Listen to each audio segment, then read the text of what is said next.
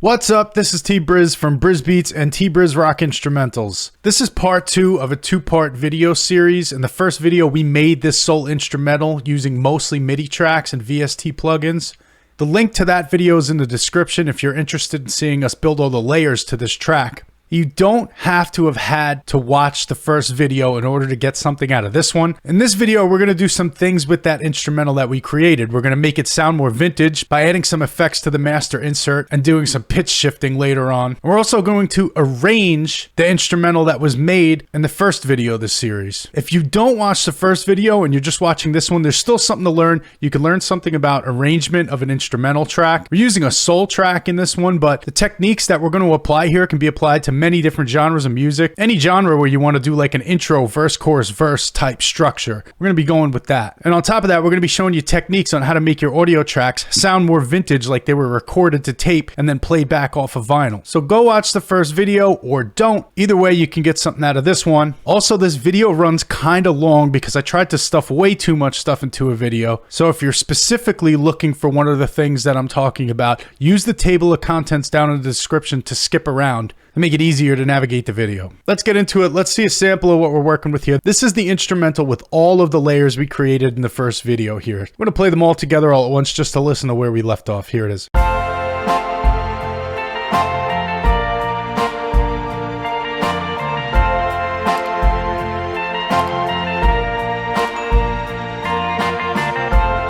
Cool, so let's make this sound a little bit more vintage right here inside of this project. Later, we're actually going to dump this to a WAV file and bring it into another project, but for now, we're going to work on the master fader in this project. So the master insert, let's see what we got over here. So this is the J37 tape saturation plugin. This is one way to give your tracks a vintage feel, make it sound like it was recorded to tape, and give it some of the qualities that are present on audio that was recorded to a tape machine. And you can see by the image that they have right up here, that's the type of tape machine that we're trying to sound like.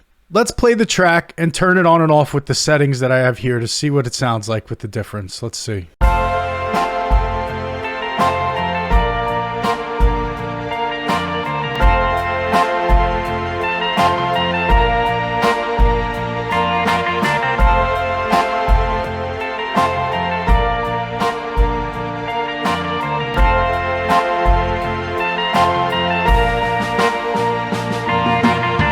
If you're listening through the speakers on your mobile phone, you may not hear that as well, but I have headphones on, or if you have a good pair of speakers, you might be able to hear what's happening there. It's got some extra saturation coming from the plugin. It does sound a little bit brighter, and it's got a little bit more of a tape feel. You see, there's plenty of presets in here for you to mess around with. And a lot of the times I'll just pick a preset, listen for one that sounds good and run with it. Maybe tweak a dial here or there if I really want to start messing around with it and experimenting. But that's the key. It's just to experiment. And when you hear something that you like, stick with it, because that experimentation turns into experience going forward. There's too much stuff in one video for me to review the plugin as a whole. If you'd like me to do a video where I review any one of these plugins or anything that I'm talking about in this video, and you want me to go to more in detail with that, leave it down in the comments section. I'm always looking for new ideas for videos to make, and I appreciate getting comments regardless. So that's what this sounds like. That's what it's doing to the sound of the track. It's making it sound to me already in the direction where we want to go, a little bit more vintage. So then what's next on here? Fruity Parametric EQ. It looks like I'm filtering off the low end at about 69 hertz, and it's a steep 8 is the type of order. That's what makes it go so steep down like this, because if I were to change the order to say 2, you see how it goes like that? We're steep, so I'm really just cutting it off, like dropping off that low end.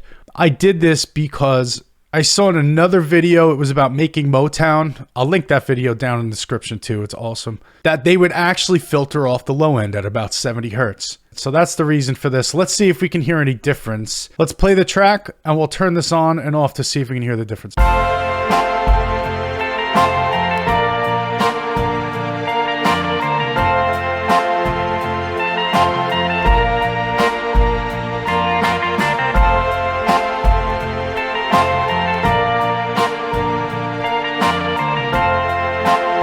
Again, if you have headphones on like I do, you can really hear how this EQ is affecting the low end for sure. And with the low end filtered out the way that we have it, to me, it sounds more vintage. Vintage recordings didn't have as much low end as they do nowadays. One interesting reason I heard about that was because if you were playing on a record and there was a lot of low end, the low end could actually skip the needle on the record. The bass, the rumble could skip the needle, so they filtered it off. I'm sure there's other reasons and technical limitations as well, but that's one reason that they were doing it. At least that's what I heard. All right, let's get on to the next plugin and see how this one sounds. Sketch Cassette 2. I love the look of this thing. It's so cool. It's got that hand-drawn look to it, like something you drew in your notebook. If you were somebody who drew in your notebook during class, of this little cassette tape with the spinning wheels and everything. Also, this is one of my favorite plugins for getting a vintage or a tape type sound. There's a lot going on here, but once you start turning these dials, you can really hear the difference in what each one of them does. So let's listen to this on and off so we can hear what it's doing to the track.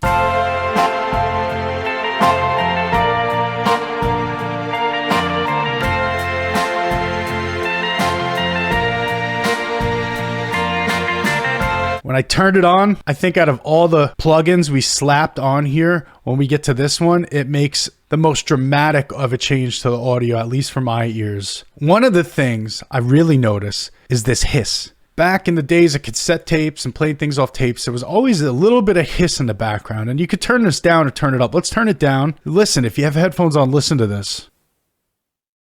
Did you see the hiss? It disappeared. Let's turn it all the way up.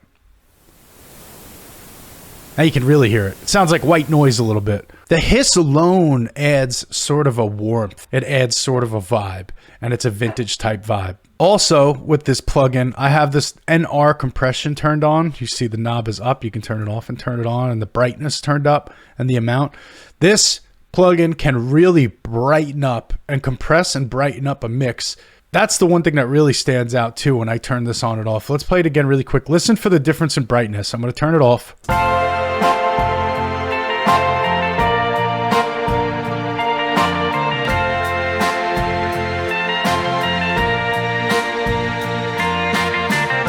If you're listening and you hear it, you can hear the hiss come in, you can hear it get a lot brighter, and you can feel a little bit of the compression too. You know, I'm stacking these and I'm playing them as we go. This is experimentation to try to get a vintage sound. You can mess around with the order of these things. You can take some of them out. You can do your own experimentation to figure out what works for you. And again, this is one of those plugins that has plenty of presets on it. It's got lo-fi presets if you're into lo-fi. These are great. And you know what I just noticed? It's got a preset called Hi, How Are You? And I haven't played with this, but I'm guessing they tried to model a sound based off of Daniel Johnston, who was a musician and songwriter. I don't know if he was out of Austin, Texas, or that's where he mainly played from. I can't fully remember, but there's a great documentary on him. It's called The Devil and Daniel Johnston. If you guys are interested in that kind of stuff, go watch that documentary. It's amazing. And then if you're a fan of Nirvana, you may have seen that Kurt Cobain often wears the shirt with the Hi, How Are You on it and the picture that Daniel Johnston drew because he was also somewhat of an artist. Anyway, just a little side tangent about that because this jumped out at me as I was looking. Let's close this down and let's get on to the next one. RC20 Retro Color. For those of you that don't know about this, RC20 Retro Color is an effect plugin that recreates the warmth feeling of vintage recording equipment. They claim on their website that it adds life and texture to any recording. It'll add character and analog warmth. You could use this on singular instruments, on singular insert tracks, but myself, what I often like to do is slap it on the master fader to make the entire track have some texture and color and sound more analog and sometimes more vintage. Look at the presets. VHS, vinyl, sampler, 12-bit, 8-bit, sad piano, retro game, mono and stereo. So like I was saying in the beginning of the video, this is part of the strategy because the first couple of plugins I used were to make this track sound like it was recorded to tape. Now we got the vinyl part. I'm using vinyl 3 and I may have tweaked some of these settings. Take a look at these. We're actually adding some vinyl sound to it as well. Actually, if I turn this on,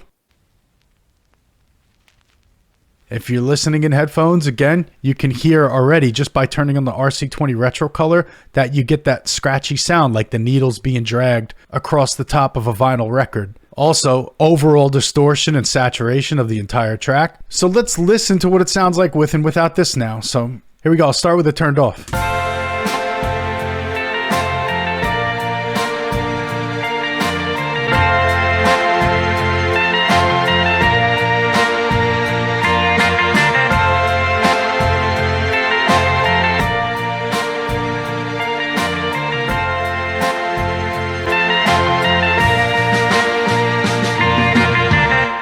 It's interesting because the mix sounds really, really bright without the RC20 on, and then we put the RC20 on, and maybe it's the amount of saturation or distortion or just the color that the plugin adds on its own, but I felt some warmth being added. It dimmed the brightness a little bit, and it definitely made it sound more vintage. Could I spend more time perfecting this? Definitely. Could you spend more time perfecting this? Of course. But I think it's good for now just to get the idea across of one of the strategies that we're doing, which is recording to tape and then make it sound like it's played back off vinyl. So let's close this out and move on to the next one. Then I got this plugin. It's called Ozone 9. I use this to quote unquote master my tracks. Really, I basically use the master assistant and let it analyze my track, and it sets some presets here.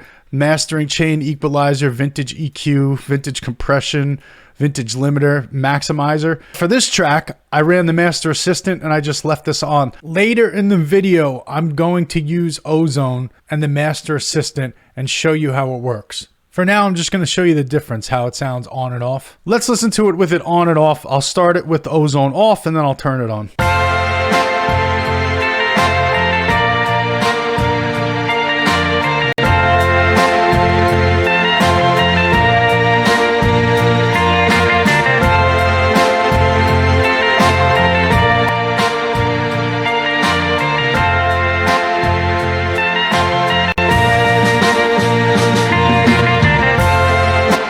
For sure, the volume is one thing I noticed with the headphones on, and I don't know how it's going to come through in the video because YouTube might compress these videos themselves from their end when you publish the video to YouTube. Ozone sort of created a more balanced mix just by running the master assistant. All right, up to this point, what do we have now? We have a pattern called Everything. It's got everything on it. In the first video, we made this, and just now we reviewed what's on the master fader to make this sound more vintage. Let's arrange it. First thing I want to do for arrangement is get these out into their own patterns. So we're going to right click right on this pattern name. We're going to go to split by channel. FL Studio has now taken that one pattern that had everything on it and split every single one of those channels out into their own patterns. If you noticed, it named each pattern and putting the word everything in front of it. Everything dash bass, everything dash piano. First thing I want to do is fix that. You see how over here our patterns are all renamed with the word everything in front of it, but that gets really confusing. If I were to drag all of these out here and look at this, and then I'm trying to find piano, the first word I see is everything, and then I got to look for the word after it. That's annoying. It's a tedious part of the process, but I do it every time. And if you know a quicker way to do this, let me know, but I don't think there is. I just right click, rename, get rid of that, press enter, right click, rename. Get rid of this, delete, or backspace, and press enter. All right, I'm going to go ahead and do the rest of these and fast forward through the video. Okay, we got everything renamed. We're going to left click here. We're going to hold down shift, left click to grab all the patterns that we want. This other pattern is kind of a leftover pattern. I don't want that one. So we're just going to grab everything that we want to arrange with. This is a great starting point for arrangement. Start with everything. Put it all out here, just like this. I would hold down shift and even drag this out, and maybe even put out a couple more columns worth of patterns to play with. Let's get our drums. Same thing. We'll hold down shift and drag this out. We'll hold down shift and drag this out. So now when I'm looking at this, I know that right in this section is probably going to be my intro. And this is just one way to arrange. There's so many different ways you can arrange these tracks, but this is one way I like to do it. So we're going to do it like this for the video. I'm just going to think that this is my intro. My intro is going to be sort of a build up to where it's going to be the chorus. And on the chorus part is where I usually like to have every single instrument playing, every single layer, just to make the choruses sound really big. And then after the chorus, we're going to get into a verse over here, and we'll worry about the rest after that. So for the intro, we kind of want to start stripped down a bit. And also, I just realized I have two bass tracks, the RB bass and a bass fancy. Let me get rid of that so we only have one bass track, of course. So the strategy is we got an intro. I want it to start kind of soft and then build up to all the layers playing all at once. My first instinct would be, let me remove some of the louder layers. The horns are really loud. We'll get rid of the trumpet. We'll get rid of the sax. We'll get rid of the trombone. The horns are really loud. And then let's go back to this again and let's play that and see how it sounds without that. It still sounds like there's way too much going on. One of the things that's really not feeling like a build-up, or the thing that I want to build up to, is the main melody. And for me, the main melody is this guitar number 2. I kind of want to wait to pop that in once we get to the chorus. So I'm going to remove that one from here as well. Still sounds like there's way too much going on. Let's get rid of the guitar skanks. It's getting close, but there's a piano that's really busy in here as well. That's kind of catching my ear. It's this one. Listen. Let's get rid of that one.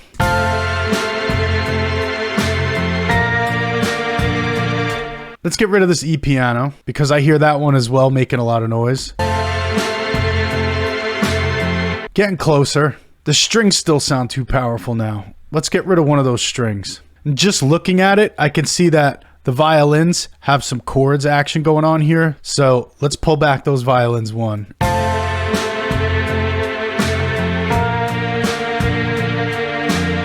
Now that sounded more like an intro to me. Now we got to think, how long do we want this intro to be? Do we want it to be 8 bars long, or do we want it to just be 4 bars long? And you know, you really just got to listen and feel it out. We could do way more with the intro, but let's leave it at that. What we wound up doing was removing some of the louder instruments, removing some of the more busy sounding instruments, removing some of the instruments like the violins one that actually have technically 3 violins playing, because this is one violin, this is another violin, this is another violin. So we don't want that in the beginning. It's too busy. There's too much going on. We stripped it back to 1, 2, 3, 4 instruments, 5, and the drums. And now it sounds like we're actually building up to something. It's a nice soft intro. The only issue I have is I think I just want to keep it 4 bars long, but there's a fill at the end of this drum part that I want to play. Let's see, right here. Listen to this drum fill. So that only happens at the end of that drum loop. So we want that to happen right here to signal that's the transition. The intro's ending, and here comes the chorus. Into the chorus. So we'll pull this drums back. We'll pull this drums back. Let's do this so this doesn't get confusing. Over here is going to be where our verse starts, I think. So let's get rid of the verse. Let's see, we got an intro now, and then we got a chorus. Let's see how that intro flows into the chorus. And for the chorus part, like I said, a little bit easy because I'm just going to leave every single layer playing because it gets really big. Let's hear it.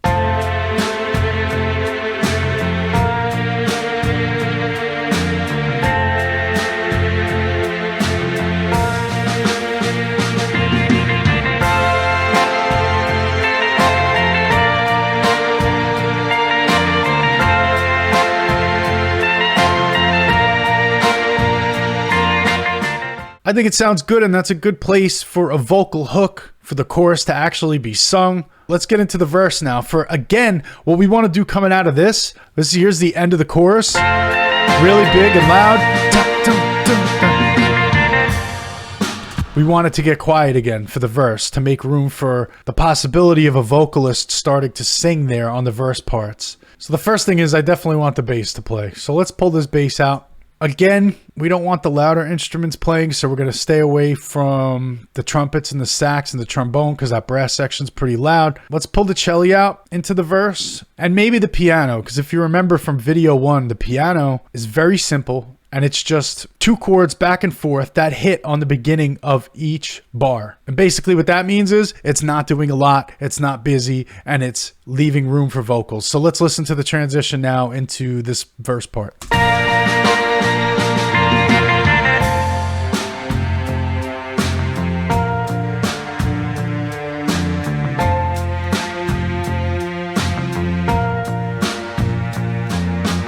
It's pretty good. The pianos are a little bit too loud even maybe. So, I mean, mix-wise, we could do some volume automation and maybe bring it down. But for the arrangement alone, I'm going to leave it. So one thing I know ahead of time that I'm going to do is that the verse is going to be twice as long of what we have here right now.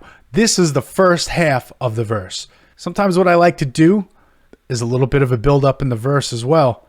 I got a feeling that if we just drop these violas right over here, that the verse is going to have this really quiet part. Then we're going to have this part where the violas sort of come in and they build up to the second half of the verse, which starts to introduce even more instruments. We're basically going to use 16 bars of a verse, and within those 16 bars, we're going to do mini build-ups to each next part that ultimately all build back up to the chorus. So let's take this. Let's do this. We're going to take what we just did over to the second half of the verse. And you know what? Let's mark this. If I select right here and I hit Alt T, I can do verse P1. Do verse P1. And you know what? Let's name it like this. Let's do Alt T here, and we'll name this verse P2. And let's say we have 4 parts, because you know what? Alt T, let's do verse part 3, and then Alt T verse part 4. All right, so this is one entire verse, but each next set of 4 bars is a little bit different. We have a very stripped down part right here. Then we introduce the violas to get a little bit louder as we move into the second half of the verse, which is verse part 3. And in verse part 3, let's bring in, well, first of all, we want everything that we had in verse part 2, but we want to introduce one more thing here as well. So how about we bring in, let's try the E piano. Let's see how that sounds.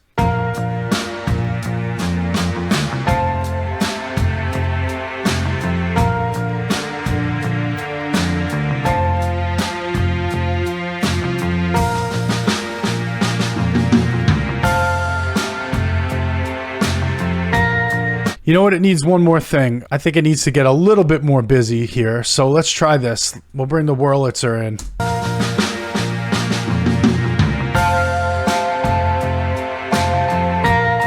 Yeah, I think that sounds good. We'll keep these here.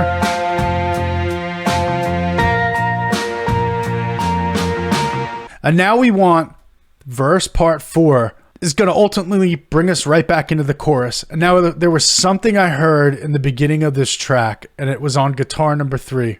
It has that little riff at the end that I feel like really signals that we're about to go into the chorus musically. So let's try that. And here, we'll bring the other chorus over so we can feel what that sounds like going into the chorus. How about we add the violins too at that part as well? So let's just listen from here to see if that helps us build up a little bit more. Because again, the idea is we start really stripped down, we introduce something else on the verse part 2, then we introduce even more on verse part 3, then we introduce even more on verse part 4, and we have an instrument that's kind of giving us a little signal of a transition with that guitar riff at the end here, and then we're back into the chorus. Let's listen.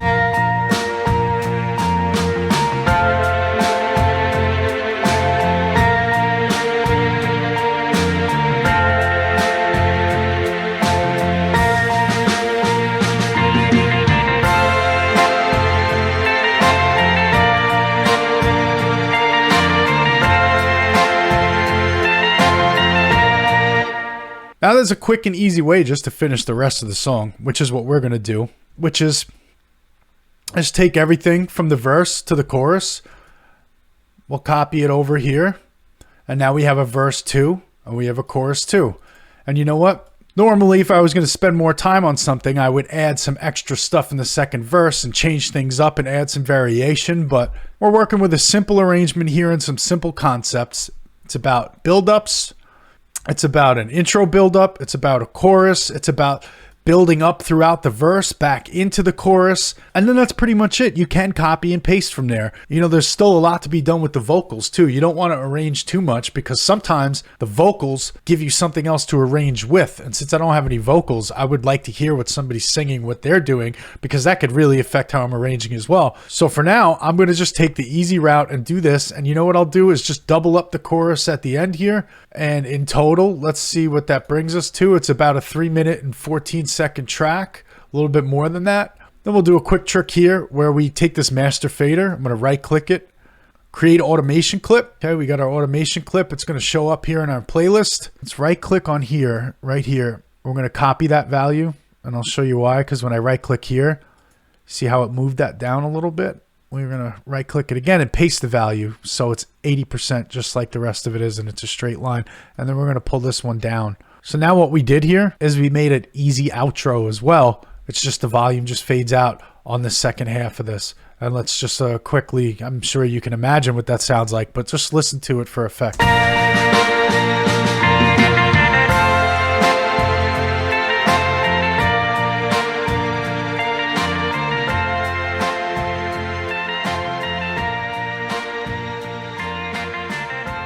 And as you would imagine, that fades all the way down until there's no volume, and you got a nice, easy outro. We just took some really simple concepts and we arranged the song. Let's do one last thing with this. We want that arrangement on a WAV file now. Let's export this as a WAV file.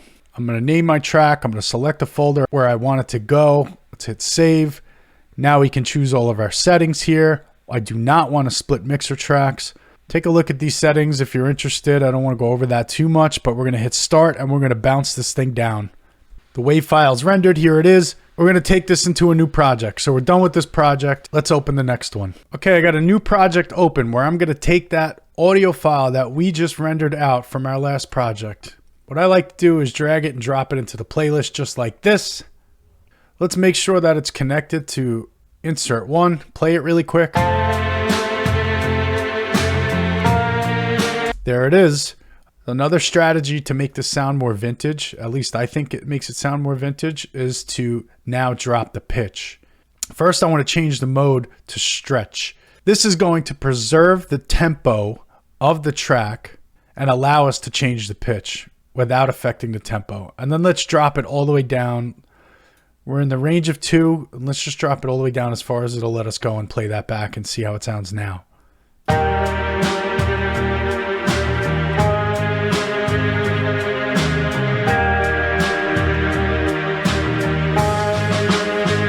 So I like the way that soul instrumental sounds, the way it was before pitching it down. But I also think that pitching it down adds a quality that just makes it sound a little bit more vintage to me. So we're going to leave it pitched down, and then we're even going to add some more effects to it here, just to play with the character of the audio file, to try to make it sound even more vintage. So in insert 1, where we have that audio file playing through, we have a parametric EQ. Again, I'm filtering off the low end like we did earlier. We already filtered it off, but some of it may have come back because of all the extra processing we did, who knows. So just added another one on here. This J37 mono, I was messing with the mono mix, but I don't think we're going to use this one. I did use the RC20 retro color again. The settings are a little bit different from the last one we did. The saturation and distortion is on the high end, from the mids to the highs, adding some more vinyl noise and a little bit of wobble to it.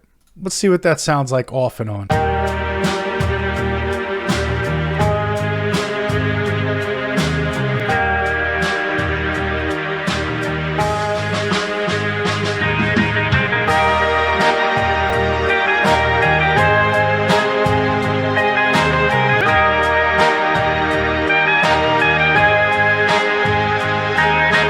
Definitely does something to the sound and makes it sound more retro. I'm not sure if I like it better or worse, or leave it on for now. Maybe I'll come back later and take it off. For the video, it's going to stay in here. Let's check out the master insert. I want to point out that when we output the file that we're using in this project now, I didn't turn Ozone 9 on. We had it off. So we didn't quote unquote master the track. We didn't put any mastering plugins on it.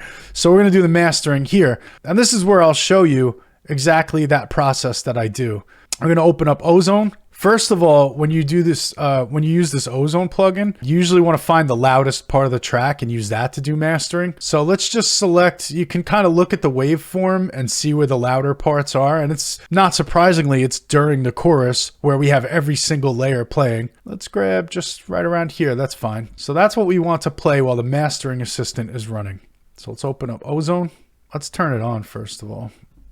We'll go to Master Assistant. We're going to select vintage because that's what we're doing, vintage. Normally I'll use modern if I'm doing like a hip hop beat or something, or rock music, but sometimes I play with vintage. Loudness and EQ, I'm going to put it on manual because reference means you have a reference track that they can kind of analyze the loudness and EQ of another track and then try to apply those qualities to this track. But I just want them to use the computer algorithms to figure it out. We'll put it on high intensity. You could probably get away with medium or low for something if it's a more quiet sounding track, but I usually just go to high. Maybe it's just because it's me. I just want everything to be loud no matter what it is. Is that a bad habit? I don't know, but let's see. And destination is for streaming. And let's hit next. And it's going to say waiting for you to play audio. So I'll go ahead and hit spacebar. It's going to play that section that we have highlighted in the playlist, and you'll see the algorithm working it out as we go.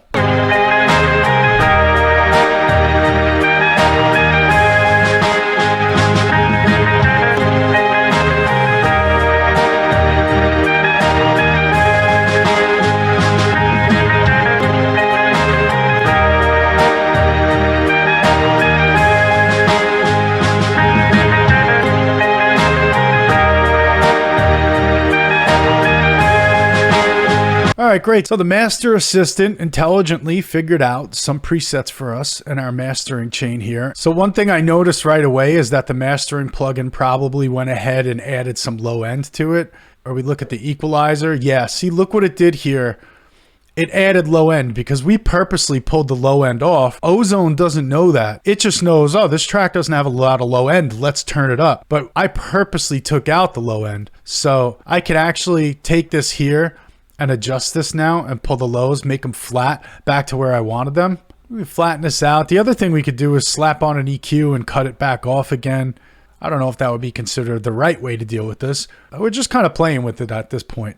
Let's listen.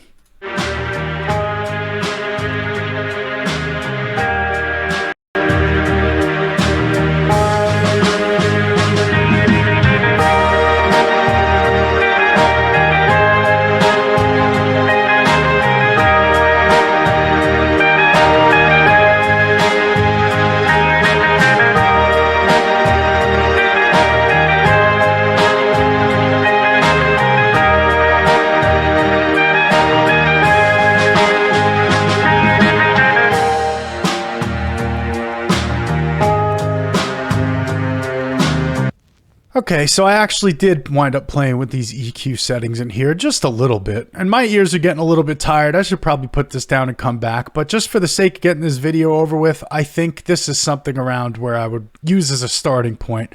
I'm going to play what we just worked on here for the outro of this video, so if you want to stick around and listen to that, go ahead. I hope you got something out of this. Please like the video and subscribe to the channel. Leave me a comment. Let me know what you liked and what you didn't like about the videos I make. Your feedback is really going to shape the channel and help me figure out what kind of content to make going forward and what you guys really like to see and what you don't like to see. And I really appreciate getting feedback no matter what. All right, guys. Appreciate it. Thank you. Peace out. Have a good day.